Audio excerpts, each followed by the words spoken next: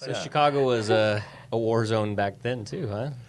Yeah, especially down on 18th and Halstead, which I used to go down there because I had my best buddy Mark, his brother-in-law, was from that area, and that was the gangster. It was a lot of Chicanos down there, But we used to go down there, and I'll never forget this song "Alley Oop."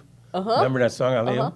Well, these two brothers, whenever this song come on, we used to go on a roof, And of course, we were young and we only drank a little bit. But these guys, that song "Alley Oop" would come on, and these two brothers would just start doop, doop, and then they'd start fighting, man, and just beating the hell out of each other. No.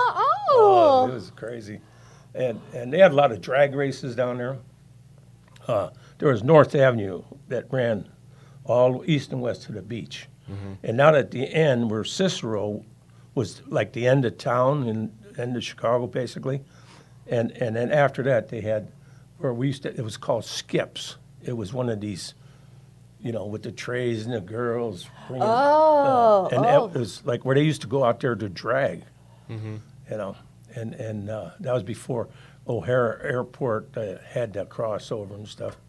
But it was I had a lot of good times, a lot of crazy stuff. I mean, like I said, I loved being around my Christian group because it made me feel, connected in a lot of ways.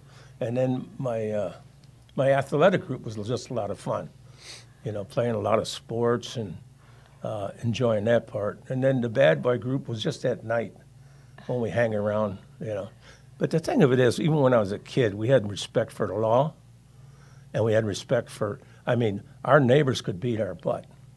You know what I mean? And if you went home and told your mom or your dad that, Mrs. Hart spanked me, she's beat my butt too.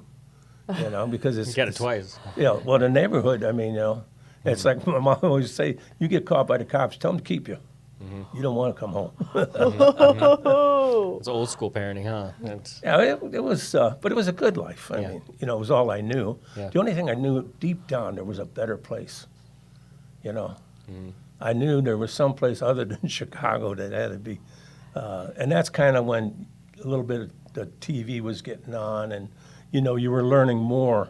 Way before the internet, you were learning more about the outside world and where people are at. In Chicago, you had this sense of being known as a gangster. Machine Gun Kelly and all of these, and even in Michigan, there was the Purple Gang. So there was this whole gangster attitude that went around in Chicago, and all the young kids, we felt like, well, I need to be a gangster, That wasn't very good. That didn't pay much.